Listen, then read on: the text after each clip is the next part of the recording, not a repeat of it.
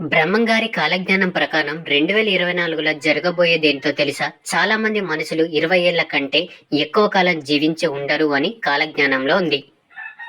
2024లో అక్రమ సంబంధాలు విపరీతంగా పెరుగుతాయని, ఇవి హత్యలకు దారి తీస్తాయని చెప్పారు. అలాగే అన్ని వ్యవసాయ భూములు ధాన్యాన్ని ఉత్పత్తి చేయలేవు. దీంతో తీవ్రమైన ధాన్యం కొరత ఏర్పడుతుంది.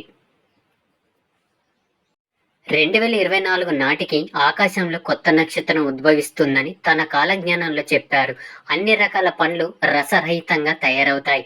అలాగే సైంటిస్టులు ఎన్ని రకాల ప్రయోగాలు చేసినా బొబ్బలు లేస్తాయి.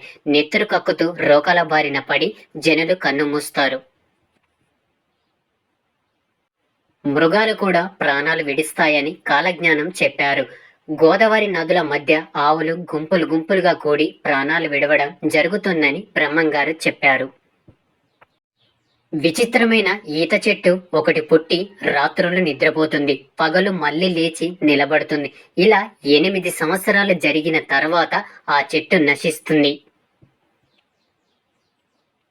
ఇకపోతే ప్రపంచంలో ఏ వింత జరిగినా కూడా ఇది బ్రహ్మంగారు తన కాలజ్ఞానంలో ఆనాడే చెప్పారు అంటూ ఇప్పటికీ ప్రజలు గుర్తు తెచ్చుకుంటూ ఉన్నారు. కాలజ్ఞానంలో చెప్పినవన్నీ పొల్లుపోకుండా ఇప్పటి వరకు జరిగాయి, జరుగుతున్నాయి కూడా.